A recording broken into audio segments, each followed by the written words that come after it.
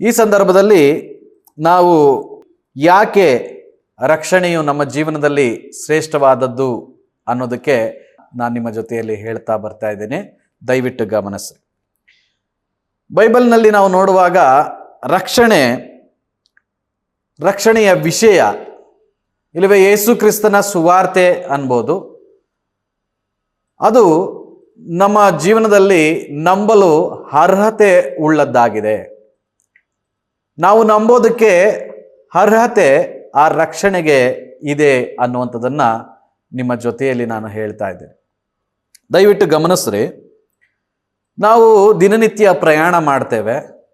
ಬಸ್ಸಿನಲ್ಲಿ ಪ್ರಯಾಣ ಮಾಡ್ತೇವೆ, ಟ್ರೈನ್ನಲ್ಲಿ ಪ್ರಯಾಣ ಮಾಡ್ತೇವೆ, ಕೆಲವರು ಹೆಲಿಕಾಪ್ಟರಲ್ಲಿ ಪ್ರಯಾಣ ಮಾಡ್ತಾರೆ.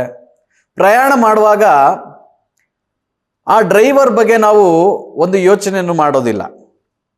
ಆ ಡ್ರೈವರ್ ಯಾರು, ಅವನಿಗೆಷ್ಟು ಅನುಭವ ಇದೆ, ಮತ್ತು ಅವನು ಇವತ್ತಿನ ದಿನ ಅವನು ಆರೋಗ್ಯದಿಂದ ಇದ್ದಾನ, ಅವನು ನಮ್ಮನ್ನ ಸೇರ್ಬೇಕಾದಂಥ ಸ್ಥಳಕ್ಕೆ ಸೇರಿಸ್ತಾನ, ಇದು ಯಾವುದನ್ನು ಕೂಡ ನಾವು ಯೋಚನೆ ಮಾಡೋದಿಲ್ಲ. ನಾವೇನು ಮಾಡ್ತೀವಿ? ಟಿಕೆಟ್ ತಗೊಳ್ತೀವಿ, ನಾವು ಸುಮ್ಮನೆ ಪ್ರಯಾಣ ಮಾಡ್ತೀವಿ. ಒಂದು ನಂಬಿಕೆ ಮೇಲೆ ನಾವು ಏನು ಮಾಡ್ತೀವಿ? ಪ್ರಯಾಣ ಮಾಡ್ತೀವಿ.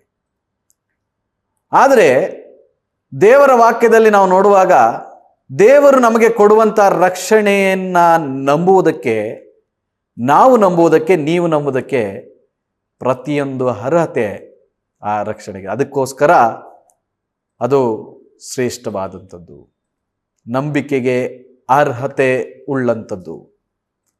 ಹಾಗಾಗಿ ಅದು ಶ್ರೇಷ್ಠತೆಯನ್ನು ಪಡ್ಕೊಂಡಿದ್ದೇವೆ. 2 ತಿಮೋತಿ 2ನೇ ಅಧ್ಯಾಯ ಅದರ 10ನೇ ವಾಕ್ಯ ಈ ರೀತಿಯಾಗಿ ಹೇಳುತ್ತೆ. 2 ತಿಮೋತಿ 2ನೇ ಅಧ್ಯಾಯ 10ನೇ ವಾಕ್ಯ. ಆದ ಕಾರಣ ದೇವರು ಆರಿಸಿಕೊಂಡವರೂ ಸಹ ಕ್ರಿಸ್ತ ಯೇಸುವಿನಲ್ಲಿರುವ ರಕ್ಷಣೆಯನ್ನು ನಿತ್ಯ ಪ್ರಭಾವ ಸಹಿತವಾಗಿ ಹೊಂದಬೇಕೆಂದು ನಾನು ಅವರಿಗೋಸ್ಕರ ಎಲ್ಲವನ್ನು ತಾಳಿಕೊಳ್ಳುತ್ತೇನೆ. ಇದು ನಂಬತಕ್ಕದ್ದಾಗಿದೆ. ಇದು ನಂಬತಕ್ಕದ್ದಾಗಿದೆ ಅಂತ ಹೇಳುತ್ತೆ. ರಕ್ಷಣೆಯ ವಿಷಯವನ್ನ ದೇವರ ವಾಕ್ಯ ಹೇಳ್ತಾ ಇದೆ. ಕ್ರಿಸ್ತ ಯೇಸುವಿನಲ್ಲಿರುವ ರಕ್ಷಣೆಯನ್ನು ನಿತ್ಯ ಪ್ರಭಾವ ಸಹಿತವಾಗಿ ಹೊಂದಬೇಕೆಂದು ನಾನು ಅವರಿಗೋಸ್ಕರ ಎಲ್ಲವನ್ನು ತಾಳಿಕೊಳ್ಳುತ್ತೇನೆ. ಇದು ನಂಬತಕ್ಕದ್ದಾಗಿದೆ. ಬೈಬಲ್ ನಮಗೆ ಹೇಳ್ತಾ ಇದೆ, ನೀವು ಕೇಳುವಂತ ರಕ್ಷಣೆ ಸಂದೇಶ ಅದು ನಂಬಲು ಅರ್ಹವಾಗಿರುವಂಥದ್ದು, ನಂಬರು ಅರ್ಹತೆ ಉಳ್ಳಂಥದ್ದು ಅನ್ನುವಂಥದ್ದನ್ನು ನಮಗೆ ದೃಢೀಪಡಿಸ್ತಾ ಇದೆ, ಇಲ್ಲವೇ ದೃಢೀಕರಿಸ್ತಾ ಇದೆ. ನಮಗೆ ರಕ್ಷಣೆಯ ಒಂದು ಗ್ಯಾರಂಟಿ ಇದೆ. ಆ ಗ್ಯಾರಂಟಿಯನ್ನು ದೇವರ ವಾಕ್ಯದಲ್ಲಿ ನಮಗೆ ನೀಡಲಾಗಿದೆ. 1 ತಿಮೋತಿ 4ನೇ ಅಧ್ಯಾಯ 9-10. ಈ ಮಾತು ನಂಬತಕ್ಕದ್ದಾಗಿಯೂ ಸರ್ವಾಂಗೀಕಾರಕ್ಕೆ ಯೋಗ್ಯವಾದದ್ದಾಗಿಯೂ ಅದೇ. ಆದ್ದರಿಂದ ಇದಕ್ಕಾಗಿ ನಾವು ಕಷ್ಟಪಡುವವರು, ನಿಂದೆಯನ್ನು ಅನುಭವಿಸುವವರು ಆಗಿದ್ದೇವೆ.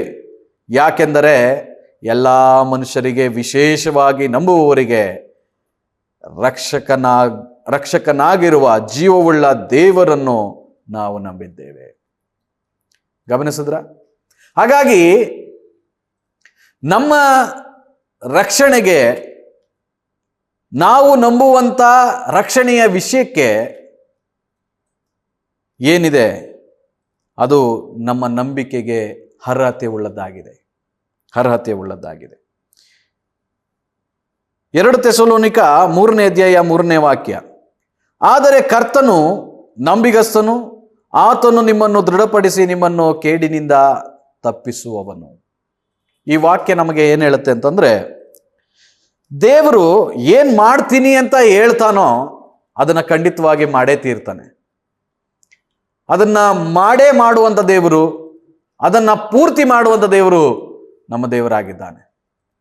ಹಾಗಾಗಿ ರಕ್ಷಣೆಯನ್ನು ನಮ್ಮ ವಿಚಾರದಲ್ಲಿ ಮಾಡ್ತೀನಿ ಅಂತ ಹೇಳಿದ ದೇವರು, ನಮಗೆ ಭರವಸೆ ಕೊಟ್ಟಂಥ ದೇವರು ಆ ರಕ್ಷಣೆಯಿಂದ ನಮ್ಮನ್ನು ದೂರ ತಳ್ಳುವುದಿಲ್ಲ. ಯೋಹಾನ ಸುವಾರ್ತೆ 10ನೇ ಅಧ್ಯಾಯ 28-29ನೇ ವಾಕ್ಯದಲ್ಲಿ ನಾವು ನೋಡುವಾಗ, ನಾನು ಅವುಗಳಿಗೆ ನಿತ್ಯ ಜೀವವನ್ನು ಕೊಡುತ್ತೇನೆ, ಅವು ಎಂದಿಗೂ ನಾಶವಾಗುವುದಿಲ್ಲ. ನನ್ನ ಕೈಯೊಳಗಿಂದ ಕಸಕೊಳ್ಳಲಾರರು. ಯಾವನು ನನ್ನ ಕೈಯೊಳಗಿಂದ ಕಸಕೊಳ್ಳಲಾರನು? ಅವುಗಳನ್ನು ನನಗೆ ಕೊಟ್ಟ ನನ್ನ ತಂದೆಯು ಎಲ್ಲರಿಗಿಂತಲೂ ದೊಡ್ಡವನು. ನನ್ನ ತಂದೆಯ ಕೈಯೊಳಗಿಂದ ಅವುಗಳನ್ನು ಯಾವನು ಕಸಕೊಳ್ಳಲಾರನು. ನೋಡಿದ್ರ, ರಕ್ಷಣೆಯ ಗ್ಯಾರಂಟಿ ಇದೆ. ನಾವು ನಂಬಬಹುದು 100%. ಪವಿತ್ರ ಶಾಸ್ತ್ರ ಬೈಬಲ್ ಹೇಳ್ತಾ ಇದೆ, ರಕ್ಷಣೆಯ ವಿಷಯವನ್ನ ನಾವು ನಂಬಬಹುದು. ನಮ್ಮ ನಂಬಿಕೆಗೆ ಅರ್ಹತೆ ಆ ರಕ್ಷಣೆಯ ವಿಷಯದಲ್ಲಿ ಇದೆ. ಯೇಸು ಕ್ರಿಸ್ತನ ಆ ಕಲ್ವಾರಿ ಮರಣದ ಆ ಒಂದು ಶುಭ ಸಂದೇಶ ನಾವು ನಂಬುವಂಥದಕ್ಕೆ ಎಲ್ಲ ಅರ್ಹತೆ ಅದಕ್ಕಿದೆ. ನಾಲ್ಕನೇದಾಗಿ ನಾವು ನೋಡೋಣ, ನಾವು ಯಾಕೆ ರಕ್ಷಣೆ ಶ್ರೇಷ್ಠವಾದಂಥದ್ದು ಅನ್ನೋದಕ್ಕೆ 4ನೇ ಕಾರಣ, ರಕ್ಷಣೆಯ ಬಾಳಿಕೆ. ಇಟ್ಸ್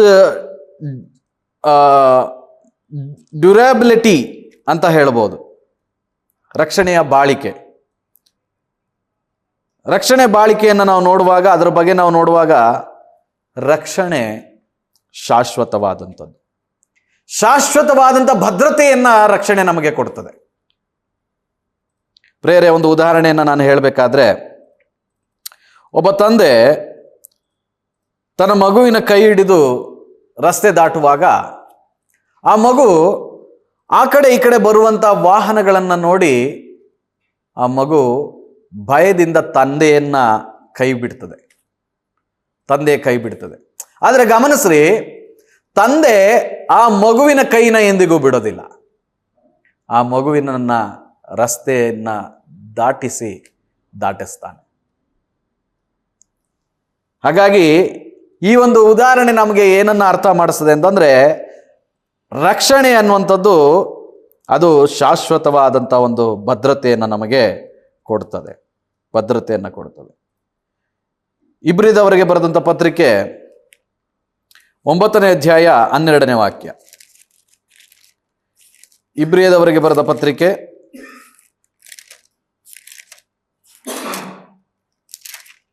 9:12. ಹೋತಗಳ ಮತ್ತು ಹೋರಿಗಳ ರಕ್ತವನ್ನು ತೆಗೆದುಕೊಳ್ಳದೆ ಸ್ವಂತ ರಕ್ತವನ್ನೇ ತೆಗೆದುಕೊಂಡು ನಮಗೋಸ್ಕರ ನಿತ್ಯ ವಿಮೋಚನೆಯನ್ನು ಸಂಪಾದಿಸಿಕೊಂಡವನಾಗಿ ಒಂದೇ ಸಾರಿ ದೇವರ ಸನ್ನಿಧಾನಕ್ಕೆ ಪ್ರವೇಶಿಸಿದನು. ಗಮನಿಸಿದ್ರಲ್ಲಿ ವಾಕ್ಯ ಹೇಳ್ತಾ ಇದೆ, ರಕ್ಷಣೆ ಅನ್ನುವಂಥದ್ದು ನಮಗೆ ನಿತ್ಯವಾದಂಥ ಒಂದು ಭದ್ರತೆಯನ್ನು ಕೊಡ್ತದೆ. ಅಲ್ಲಿ ಹೇಳ್ತಾ ಇದೆ ನಿತ್ಯ ವಿಮೋಚನೆಯನ್ನು ಸಂಪಾದಿಸಿಕೊಂಡವನಾಗಿ ಅಂತ ಹೇಳಿದೆ. ಯೇಸು ಕ್ರಿಸ್ತನು ತನ್ನ ಸ್ವಂತ ರಕ್ತವನ್ನ, ಹೋತಗಳ ಹೋರಿಗಳ ರಕ್ತವನ್ನಲ್ಲ, ಸ್ವಂತ ರಕ್ತವನ್ನ ತೆಗೆದುಕೊಂಡು ನಮಗೆ ಈ ಶಾಶ್ವತವಾದಂಥ ಭದ್ರತೆಯಾದಂಥ ರಕ್ಷಣೆಯನ್ನ ನಮಗೆ ಕೊಟ್ಟಿದ್ದಾರೆ. ಇದೆಷ್ಟು ಸಂತೋಷವಾದಂಥ ವಿಷಯ ಅಲ್ವಾ ಪ್ರಿಯರೇ? ಇಬ್ರಿಯ ಬರೆದ ಪತ್ರಿಕೆ 13ನೇ ಅಧ್ಯಾಯ 5ನೇ ವಾಕ್ಯ ಈ ರೀತಿಯಾಗಿ ಹೇಳುತ್ತೆ, ನಿಮಗಿರುವುಗಳಲ್ಲಿ ತೃಪ್ತರಾಗಿರಿ, ನಾನು ನಿನ್ನನ್ನು ಎಂದಿಗೂ ಕೈ ಬಿಡುವುದಿಲ್ಲ, ಎಂದಿಗೂ ತೊರೆಯುವುದಿಲ್ಲವೆಂದು ದೇವರು ತಾನೇ ಹೇಳಿದ್ದಾನೆ. ದೇವರು ನಮಗೆ ವಾಗ್ದಾನ ಮಾಡಿದ್ದಾನೆ, ಆತನು ಎಂದಿಗೂ ನಮ್ಮನ್ನ ಕೈ ಬಿಡೋದಿಲ್ಲ, ಎಂದಿಗೂ ನಮ್ಮನ್ನ ಬಿಟ್ಟು ಬಿಡೋದಿಲ್ಲ. ಕೆಲವರು ಹೇಳ್ತಾರೆ, ಕೆಲವು ಸಿದ್ಧಾಂತಗಳಿದ್ದಾವೆ, ಒಬ್ಬ ವ್ಯಕ್ತಿ ತಾನು ರಕ್ಷಣೆಯನ್ನು ಹೊಂದಿ ಯೇಸು ಕ್ರಿಸ್ತನ ಬಳಿಗೆ ಬಂದು ಅವನು ಪಾಪ ಮಾಡಿದ್ರೆ ಅವನ ರಕ್ಷಣೆಯನ್ನ ಕಳ್ಕೊಳ್ತಾನೆ ಅಂತೇಳಿ ಅನೇಕರು ಇದನ್ನ ಪ್ರಚಾರ ಮಾಡ್ತಾರೆ. ಆದರೆ ಬೈಬಲ್ ನಮಗೆ ಹೇಳುತ್ತೆ, ಒಂದು ಸಾರಿ ಒಬ್ಬ ವ್ಯಕ್ತಿ ಯೇಸು ಕ್ರಿಸ್ತನ ಮೇಲೆ ನಂಬಿಕೆ ಇಟ್ಟು ಅವನು ಪಾಪ ಮಾಡಿ ಮತ್ತೆ ಅವನು ಪಶ್ಚಾತ್ತಾಪಪಟ್ಟು ಯೇಸು ಕ್ರಿಸ್ತನ ಹತ್ರ ಬರುವಾಗ ಅವನೆಂದಿಗೂ ರಕ್ಷಣೆಯನ್ನ ಕಳ್ಕೊಳ್ಳೋದಿಲ್ಲ. ಅವನ ರಕ್ಷಣೆ ಖಚಿತವಾದಂಥದ್ದು, ಅವನ ರಕ್ಷಣೆ ಕಳ್ಕೊಳ್ಳೋದಿಲ್ಲ. ಯೋಹಾನ ಸುವಾರ್ತೆ 10ನೇ ಅಧ್ಯಾಯ 28ನೇ ವಾಕ್ಯ ಅಲ್ಲಿ ಹೇಳುತ್ತೆ, ನಾನು ಅವುಗಳಿಗೆ ನಿತ್ಯ ಜೀವವನ್ನು ಕೊಡುತ್ತೇನೆ, ಅವು ಎಂದಿಗೂ ನಾಶವಾಗುವುದಿಲ್ಲ, ಇಲ್ಲವೇ ಅವುಗಳನ್ನು ಯಾವನು ನನ್ನ ಕೈಯೊಳಗಿಂದ ಕಸಕೊಳ್ಳಲಾರನು. ಅವುಗಳನ್ನು ನನಗೆ ಕೊಟ್ಟ ನನ್ನ ತಂದೆಯು ಎಲ್ಲರಿಗಿಂತಲೂ ದೊಡ್ಡವನು. ನನ್ನ ತಂದೆಯ ಕೈಗಳಿಂದ ಅವುಗಳನ್ನು ಯಾವನೂ ಕಸಕೊಳ್ಳಲಾರನು. ಇದು ನಮಗೆ, ನಾವು ರಕ್ಷಣೆಯನ್ನ ಕಳ್ಕೊಳ್ಳೋದಿಲ್ಲ, ನಮ್ಮ ರಕ್ಷಣೆ ಕಳೆದೋಗೋದಿಲ್ಲ ಅನ್ನುವಂಥದ್ದನ್ನ ಈ ವಾಕ್ಯ ನಮಗೆ ದೃಢೀಪಡಿಸ್ತದೆ. ಯೋಹಾನನ ಸುವಾರ್ತೆ 6ನೇ ಅಧ್ಯಾಯ 37ನೇ ವಾಕ್ಯ.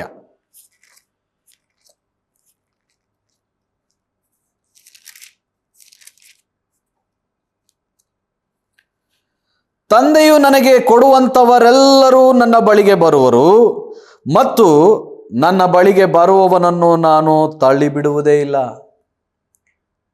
ಯೇಸು ಕ್ರಿಸ್ತನ ಬಳಿಗೆ ಬರುವಂಥವ್ರನ್ನ ಯೇಸು ಕ್ರಿಸ್ತನ ಯಾವುದೇ ಕಾರಣಕ್ಕೂ ತಳ್ಳಿಬಿಡೋದಿಲ್ಲ. ಇದು ನಮ್ಮ ರಕ್ಷಣೆಯ ಖಚಿತತೆ, ಇಲ್ಲವೇ ರಕ್ಷಣೆ ನಾವು ಕಳ್ಕೊಳ್ಳೋದಿಲ್ಲ ಅನ್ನುವಂಥ ಮಾತನ್ನ ದೃಢಪಡಿಸುವಂಥ ವಾಕ್ಯವಾಗಿದೆ. ಹಾಗಾಗಿ ಯೇಸು ಕ್ರಿಸ್ತನ ಬಳಿಗೆ ಬರುವಂಥ ನೀನು ಇಲ್ಲ ನಾನು, ಯಾರೆಲ್ಲ ಆತನನ್ನು ನಂಬಿ ಬರ್ತಾರೋ ಅವರನ್ನೆಂದಿಗೂ ಕೈ ಬಿಡೋದಿಲ್ಲ. ಇಬ್ರಿಯ ಪತ್ರಿಕೆಯಲ್ಲಿ ನಾವು ನೋಡಿದ್ದೇವೆ, ನಾನು ನಿನ್ನನ್ನು ಕೈ ಬಿಡೋದಿಲ್ಲ, ನಿನ್ನನ್ನು ತೊರೆಯೋದಿಲ್ಲ ಅಂತ ಹೇಳಿದ್ದಾರೆ. ಹಾಗಾಗಿ ಯೇಸು ಕ್ರಿಸ್ತನನ್ನು ನಂಬಿ ಆತನ ಮಾತಿಗೆ ವಿಧೇಯನಾಗಿ ಆತನ ಕಲ್ವಾರಿ ಕ್ರೂಜೆಯ ಮರಣದ ಮೇಲೆ, ಆ ಯಜ್ಞದ ಮೇಲೆ ನಂಬಿಕೆ ಇಡುವ ಯಾವನೇ ಯಾವಳೇ ಆದರೂ, ಯಾರೇ ಆದರೂ, ಅದು ಸ್ತ್ರೀ ಆಗಿರ್ಬೋದು, ಪುರುಷನಾಗಿರ್ಬೋದು, ಯವನಸ್ಥನಾಗಿರ್ಬೋದು, ಅದು ಯಾರೇ ಆಗಿದ್ರೂ ಕೂಡ ನಿನ್ನ ರಕ್ಷಣೆಗೆ ನೀನು ಕಳ್ಕೊಳ್ಳೋದಿಲ್ಲ. ನಿನ್ನ ರಕ್ಷಣೆಗೆ ಒಂದು ಭದ್ರತೆ ಇದೆ, ನಿನ್ನ ರಕ್ಷಣೆಗೆ ಒಂದು ದೃಢವಾದಂಥ ಒಂದು ಭದ್ರತೆ, ಒಂದು ಪ್ರೊಟೆಕ್ಷನ್ ಆ ರಕ್ಷಣೆಗಿದೆ. ಇದು ಯಾವುದು ಕೂಡ ನಮ್ಮಿಂದ ಬಂದದಲ್ಲ, ನಮ್ಮ ಸಾಮರ್ಥ್ಯದಿಂದ ಬಂದದಲ್ಲ. ಇದೆಲ್ಲವೂ ಕೂಡ ಯೇಸು ಕ್ರಿಸ್ತನ ರಕ್ತದಿಂದ, ಆ ರಕ್ತದ ಯಜ್ಞದ ಬಲಿದಾನದಿಂದ ನಮಗೆ ಸಿಕ್ಕಿರುವಂಥದ್ದಾಗಿದೆ. ಹಾಗಾಗಿ 4ನೇದಾಗಿ ನಾವು ನೋಡಿದ್ದೇವೆ, ರಕ್ಷಣೆ ಯಾಕೆ ಶ್ರೇಷ್ಠವಾದಂಥದ್ದು ಅಂದರೆ ಅದರ ಬಾಳಿಕೆ. ಅದು ಕಳೆದೋಗೋದಿಲ್ಲ, ಅದಕ್ಕೆ ಶಾಶ್ವತವಾದಂಥ ಭದ್ರತೆ ಇದೆ. ಈ ಭದ್ರತೆ, ಈ ಶಾಶ್ವತತೆ, ಅದರ ಬಾಳಿಕೆ ಇರೋದ್ರಿಂದ ಅದು ಬಹಳ ಶ್ರೇಷ್ಠವಾದಂಥದ್ದು. 5ನೇದಾಗಿ ರಕ್ಷಣೆಯು ಯಾಕೆ ಇಷ್ಟು ಶ್ರೇಷ್ಠವಾದಂಥದ್ದು ಅಂದರೆ, ರಕ್ಷಣೆಯು ಯೇಸು ಕ್ರಿಸ್ತನನ್ನು ನಂಬುವವರಿಗೆ ಒಂದು ಸ್ವರ್ಗದ ಭರವಸೆಯನ್ನು ಕೊಡ್ತದೆ.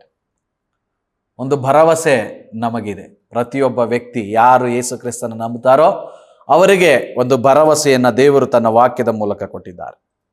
ಏನು ಭರವಸೆ ಅಂತಂದರೆ, ಯೋಹಾನನ ಸುವಾರ್ತೆ 14ನೇ ಅಧ್ಯಾಯ 1-3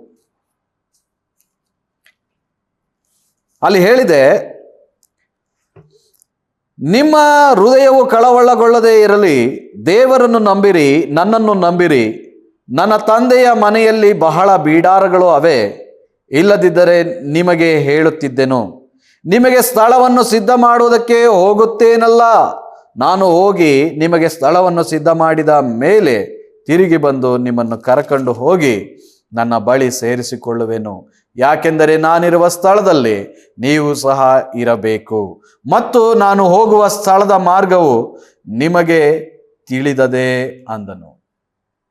ಪ್ರೇರೆ, ಈಗ ಈ ವಾಕ್ಯದಲ್ಲಿ ನಾವು ಅರ್ಥ ಮಾಡ್ಕೊಳ್ಳುವಂಥ ವಿಷಯ ಏನಂತಂದ್ರೆ, ರಕ್ಷಣೆ ನಮಗೆ ಒಂದು ಸ್ವರ್ಗದ ಒಂದು ಅನುಭವ, ಸ್ವರ್ಗದ ಭರವಸೆಯನ್ನ ಯೇಸು ಕ್ರಿಸ್ತನು ತನ್ನ ಸತ್ಯದ ಮಾತಿನ ಮೂಲಕ ಹೇಳ್ತಾ ಇದ್ದಾರೆ. ನಾನು ನಿಮಗೋಸ್ಕರ ಸ್ಥಳವನ್ನ ಸಿದ್ಧ ಮಾಡೋದಕ್ಕೆ ಹೋಗ್ತಾ ಇದ್ದೇನೆ, ನಿಮಗೋಸ್ಕರ ಒಂದು ಬೀಡಾರವನ್ನ ಮಾಡೋದಕ್ಕೆ ಹೋಗ್ತಾ ಇದ್ದೀನಿ. ಆ ಬೀಡಾರವನ್ನ ಎಲ್ಲಿ ಮಾಡ್ತಾ ಇದ್ದಾರೆ, ಎಲ್ಲಿ ಮನೆಯನ್ನ ನಮಗೋಸ್ಕರ ಸಿದ್ಧ ಮಾಡ್ತಾ ಇದ್ದಾರೆ ಅಂತಂದ್ರೆ ಸ್ವರ್ಗದಲ್ಲಿ. ಅದಕ್ಕೆ ಆಧಾರ ನಮ್ಮ ರಕ್ಷಣೆ ಆಗಿದೆ, ನಮ್ಮ ರಕ್ಷಣೆ ಆಗಿದೆ. ಆದುದರಿಂದ ಈ ರಕ್ಷಣೆ ಅನ್ನುವಂಥದ್ದು ಬಹಳ ಶ್ರೇಷ್ಠವಾದಂಥದ್ದು. ರಕ್ಷಣೆ ಭರವಸೆಯನ್ನ ದೇವರು ನಮಗೆ ನೀಡಿದ್ದಾನೆ. ನಂತರ ಈ ರಕ್ಷಣೆ ಯಾಕೆ ಶ್ರೇಷ್ಠವಾದಂಥದ್ದು ಅಂದರೆ, ಈ ರಕ್ಷಣೆಯು ಉಚಿತವಾದಂಥ ಒಂದು ಕೊಡುಗೆಯಾಗಿದೆ.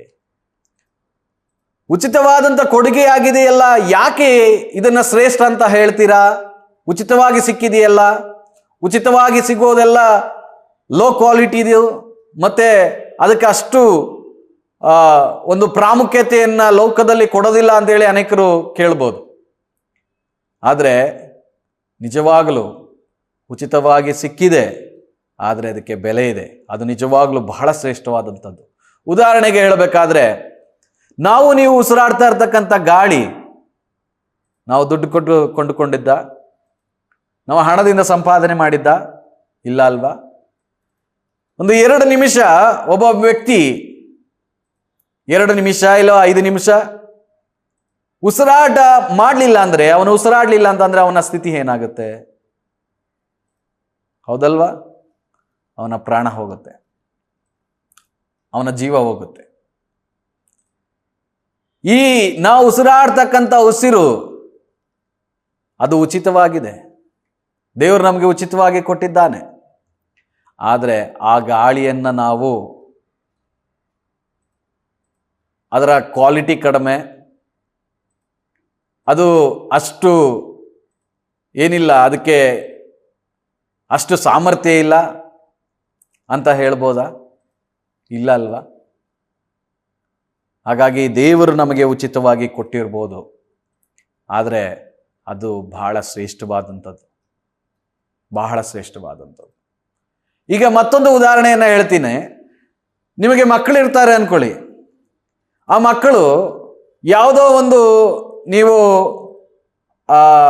ಒಂದು ಮಕ್ಕಳು ಆಟ ಆಡುವಂಥ ಒಂದು ಶಾಪು, ಒಂದು ವಸ್ತುಗಳು ಸಿಗುವಂಥ ಒಂದು ಅಂಗಡಿಗೆ ಹೋಗ್ತೀರಾ. ಅಲ್ಲಿ ಒಂದು ಮಗು ಕೇಳುವಂಥ ಒಂದು ವಸ್ತುವನ್ನು ನೀವು ತೆಗೆದುಕೊಳ್ತೀರಾ. ಆಗ ಮಗು ಬಂದು ಹೇಳ್ತದೆ, ನಮ್ಮ ತಂದೆ ನಮಗೆ ಗಿಫ್ಟಾಗಿ ಕೊಟ್ಟರು, ನನಗೆ ಫ್ರೀಯಾಗಿ ಸಿಕ್ತು ಅಂತ ಹೇಳ್ಬೋದು. ಆದರೆ ಆ ತಂದೆಗೂ ಅದು ಫ್ರೀಯಾಗಿ ಸಿಕ್ತಾ? ಇಲ್ಲ, ಆ ತಂದೆಗೆ ಅದು ಫ್ರೀಯಾಗಿ ಸಿಕ್ಕಿಲ್ಲ. ಆ ತಂದೆ ಅದನ್ನು ಕೊಡೋದಕ್ಕೆ ಅದರ ಹಿಂದೆ ಬೆವರು ಸುರಿಸಿದ್ದಾನೆ, ಅದಕ್ಕೋಸ್ಕರ ಕಷ್ಟಪಟ್ಟಿದ್ದಾನೆ, ಅನೇಕ ವೇದನೆಯನ್ನು ಪಟ್ಟು ಆ ಹಣವನ್ನು ಸಂಪಾದನೆ ಮಾಡಿ ಮಗನಿಗೆ ಕೊಡಿಸಿದ್ದಾನೆ. ಅದೇ ಪ್ರಕಾರ ದೇವರು ನಮಗೆ ಉಚಿತವಾಗಿ ಕೊಟ್ಟಿದ್ದಾನೆ ಅಂತಂದರೆ ಅದನ್ನು ಬಹಳ ಸುಲಭವಾಗಿ ನಾವು ತಗೊಳ್ಬಾರ್ದು. ಅದಕ್ಕೆ ತುಂಬ ಬೆಲೆ ಇದೆ. ತುಂಬ ಬೆಲೆಯನ್ನು ತೆತ್ತಿದ್ದಾನೆ ಯೇಸು ಕ್ರಿಸ್ತನು. ತುಂಬ ಬೆಲೆಯನ್ನು ಕೊಟ್ಟಿದ್ದಾನೆ, ತುಂಬ ತ್ಯಾಗವನ್ನು ಮಾಡಿದ್ದಾನೆ.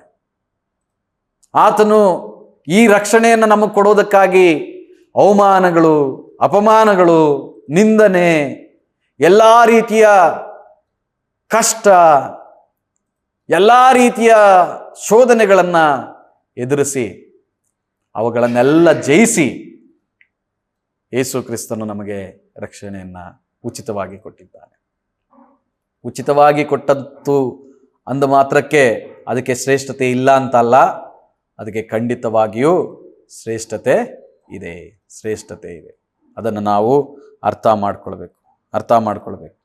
ಯೋಹಾನನ ರೋಮಾಪುರದ ಪತ್ರಿಕೆ 6ನೇ ಅಧ್ಯಾಯ 23ನೇ ವಾಕ್ಯ ಅದನ್ನೇ ನಮಗೆ ಹೇಳುತ್ತೆ.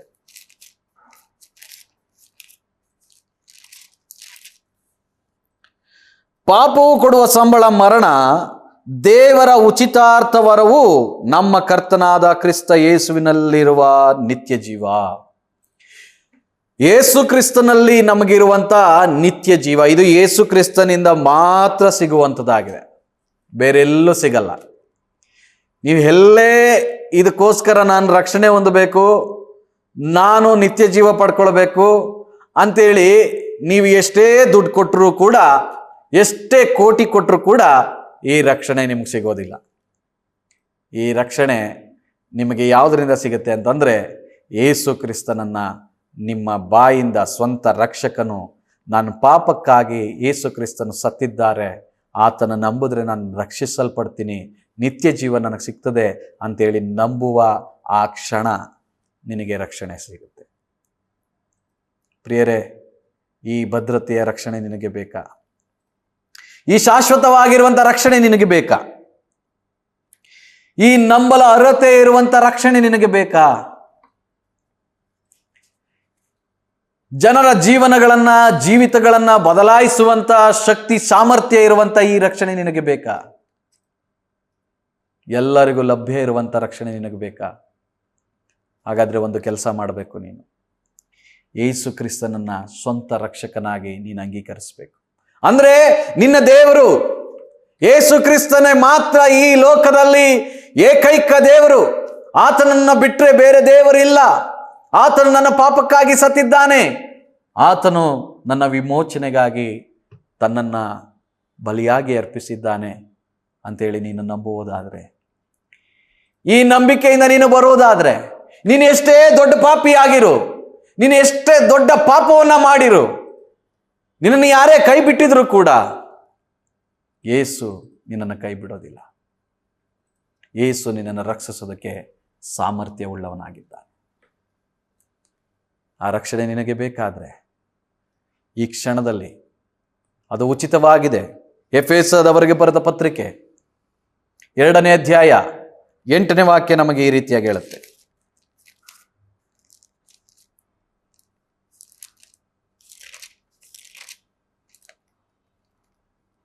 ನಂಬಿಕೆಯ ಮೂಲಕ ಕೃಪೆಯಿಂದ ರಕ್ಷಣೆ ಹೊಂದಿದವರಾಗಿದ್ದೀರಿ. ಆ ರಕ್ಷಣೆಯು ನಿಮ್ಮಿಂದುಂಟಾದುದಲ್ಲ, ಅದು ದೇವರ ವರವೇ. ಅದು ಪುಣ್ಯ ಕ್ರಿಯೆಗಳಿಂದ ಉಂಟಾದುದಲ್ಲ, ಆದ್ದರಿಂದ ಹೊಗಳಿಕೊಳ್ಳುವುದಕ್ಕೆ ಯಾರಿಗೂ ಆಸ್ಪದವಿಲ್ಲ. ನೋಡಿದ್ರ, ರಕ್ಷಣೆ ಅನ್ನುವಂಥದ್ದು ನಿಮ್ಮಿಂದ ನನ್ನಿಂದ ಉಂಟಾಗಿಲ್ಲ. ಅದು ಯೇಸು ಕ್ರಿಸ್ತನಿಂದ ಮಾತ್ರ ಒಬ್ಬ ಮನುಷ್ಯನಿಗೆ ಸಿಗುವಂಥದ್ದಾಗಿದೆ. ಅದು ಉಚಿತವಾಗಿ ಸಿಗುವಂಥದ್ದಾಗಿದೆ. ನಾನು ಆಗಲೇ ಹೇಳ್ತಾ ಬಂದೆ, ನಿಮಗೆ ಆ ಅರ್ಹತೆ, ರಕ್ಷಣೆ ಹೊಂದೋದಕ್ಕೆ ನಿಮಗೆ ಅರ್ಹತೆ ಇದೆಯಾ ಅಂತಂದರೆ, ಆ ಅರ್ಹತೆಗಳನ್ನು ಹೇಳದೆ ಮೊದಲು ನೀವು ಒಬ್ಬರು ಪಾಪಿಯಾಗಿರಬೇಕು. ಆ ಪಾಪದ ಅರಿವು ನಿಮಗಿರಬೇಕು. ಆ ಪಾಪಕ್ಕೆ ಪಶ್ಚಾತ್ತಾಪ ಪಡುವ ಮನಸ್ಸು ನಿಮಗಿರಬೇಕು. ಯೇಸು ಕ್ರಿಸ್ತನೇ ನಿಜವಾದ ದೇವರು ಅನ್ನುವಂಥ ನಂಬಿಕೆ ಮಾತು ನೀವು ಹೇಳಬೇಕು. ಹಾಗಾದರೆ ಆ ಮಾತನ್ನು ನನ್ನ ಜೊತೆ ಹೇಳ್ರಿ, ನನ್ನ ಕೂಡ ಹೇಳ್ರಿ. ನನ್ನ ಜೊತೆಯಲ್ಲಿ ನೀವು ಕೂಡ ಸೇರಿಸಿ ಹೇಳೋದಾದರೆ ಆ ರಕ್ಷಣೆಯ ಅನುಭವ ನಿಮ್ಮ ಕುಟುಂಬಕ್ಕೂ, ನಿಮ್ಮ ಮನೆಗೂ, ನಿಮ್ಮ ಜೀವನಕ್ಕೂ ಬರುವಂಥದ್ದಾಗಿದೆ.